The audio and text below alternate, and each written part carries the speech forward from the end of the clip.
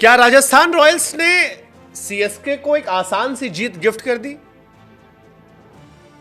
पता नहीं, बट इतना जरूर पता है कि सीएसके की इस रॉयल विन के साथ सीएसके के प्लेऑफ के दरवाजे अब पूरी तरह से खुल जाते हैं, क्योंकि फिलहाल वो नंबर 3 पर है और अगर उनके नेट रन रेट की आप बात करेंगे तो वो बाकी सभी टीमों से कहीं ज्यादा बेहतर है।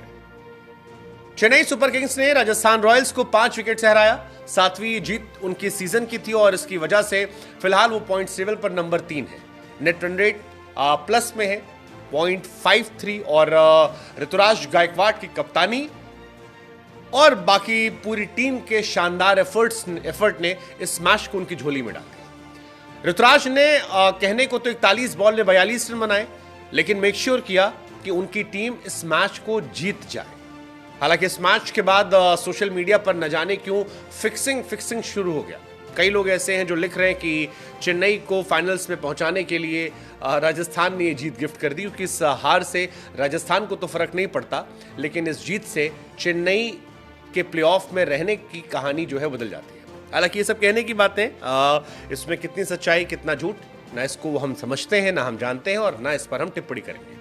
हाँ, इस बात पर हम टिप्पणी करेंगे कि आज राजस्थान रॉयल्स की बल्लेबाजी में इंटेंट नहीं था, क्योंकि अगर इंटेंट होता तो जायसवाल 21 पे 24 ना बनाते, बटलर 25 बॉल पे 21 ना बनाते और संजू सैमसन 19 बॉल पे 15 रन ना बनाते। इस टीम के बल्लेबाजों ने इतना ज्यादा संघर्ष किया कि एक समय लग रहा था कि क्या 120 भी बन पाएंगे।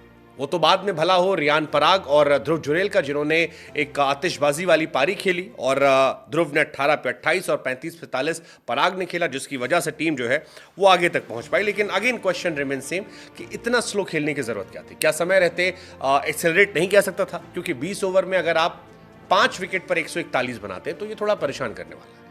विकेट गिर गया तो भी समझ में आता। हालांकि चेन्नई की गेंदबाजों से आप क्रेडिट नहीं छीन सकते। सिमरजीत टू गुड, आज 4 ओवर 26 रन 3 विकेट। पिछले मैच में 60 रन पिटने के बाद इस मैच में अगर आप इतनी अच्छी गेंदबाजी करते हैं। तुषार देशपांडे, बार बार हम कहते हैं कि जिस दिन वो चलते हैं उस दिन उनके अंदर ग्लेन मैकग्राथ का वर्जन आता है और इस बार भी मैकग्राथ उनके अंदर दिखाई पड़ा था। तीक्ष्णा was good, Jadeja was good. Jadeja का आउट नॉट आउट को लेकर एक चर्चा हो सकती है कि वो ऑब्स्ट्रक्टिंग द फील्ड सही गलत, बट आज जीत का सेहरा कप्तान गायकवाड़ के सर ही बनना चाहिए। कैप्टन सामने से एग्जाम्पल लीड कर रहे हैं। आमतौर पर सीएसके की प्रॉब्लम यह है कि जब जीतते हैं तो सारा क्रेडिट धोनी को जाता है, जब हारते हैं तो ऋतुराज के सर पर आता है। लेकिन आज ऋतुराज ने अच्छी बल्लेबाजी की और अच्छा साथ निभाया रचिन रविंद्र ने। तो सीएसके के बल्लेबाजों की शुरुआती आतिशबाजी का असर था कि उनके लिए राहें आसान हो गई। रचिन रविंद्र ने शुरुआत में ताबड़तोड़ पारी खेली, डैरियल मिचेल उसके बाद आए, 13 बॉल पे 22 बनाए, दुबे जी ने उसके बाद जोर लगाया और इसका असर ये रहा कि ऋतुराज गायकवाड़ को एक छोर संभलने का मौका मिला और एक छोर संभलकर अपनी टीम की जीत सुनिश्चित की और प्लेऑफ के दरवाजे लगभग खोल दिए।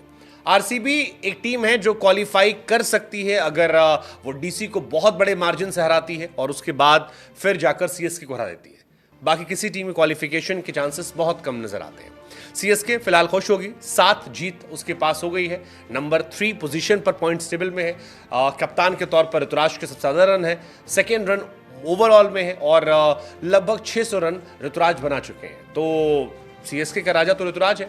संजू सैमसन ने हालांकि पोस्ट मैच कहा कि यार पावर प्ले के बाद मैसेज क्लियर था कि थोड़ा तेज करना है। हमें लगा था कि 170 के आसपास हम जाएंगे, लेकिन 20-25 रन कम बनाया हमने। सिमरजीत कमाल थे और हमें समझ में नहीं आया। ये बैटिंग फर्स्ट हमने की थी कि हम अच्छा खेलेंगे, बट बैटिंग फर्स्ट का फायदा हमें नहीं मिला। शायद विकेट को हम समझ नहीं पा रहे थे। अब मेरे समझ में बात ये आई कि यार इंडियन प्लेयर्स जब ये कहते हैं कि हमें विकेट समझ में नहीं आया, आप पूरे साल इंडिया में खेलते हो, पूरे साल, ऐसा कैसे पॉसिबल है कि आप आईपीएल में विकेट नहीं समझ पाते? आप साल भर यहीं घूम घूम के खेलते हो, हर साल आईपीएल होता है, 10 साल से आप क्रिकेट खेल रहे हो, फिर भी एक पर्टिकुलर पिच आपको समझ में नहीं आती, थोड़ा समझ से परे। खैर, इस मैच के एक बड़े मूवमेंट्स में जडेजा का आउट होना था, obstructing the field. Shivam Dubey की वो जो 11 पे 18 थे, भले ही रन कम है, लेकिन शिवम दुबे, डैरियल मिचेल, इनकी बल्लेबाजी का असर यह था कि वो इंटेंट था, वो इंटेंट जो बटलर, जायसवाल, संजू नहीं कर पाए थे और उसी का फायदा रहा कि 19वें ओवर में ये जीत जो है ये इनको मिल गई। जायसवाल थोड़ा सवाल पैदा कर रहे हैं क्योंकि जायसवाल लगातार फ्लॉप हो रहे हैं और थोड़ा सा उनकी इनकंसिस्टेंसी मेरे मन में डाउट पैदा कर रही है। क्या वर्ल्ड कप में वो पहली चॉइस होंगे या विराट की तरफ हम जाएंगे? लेट्स सी।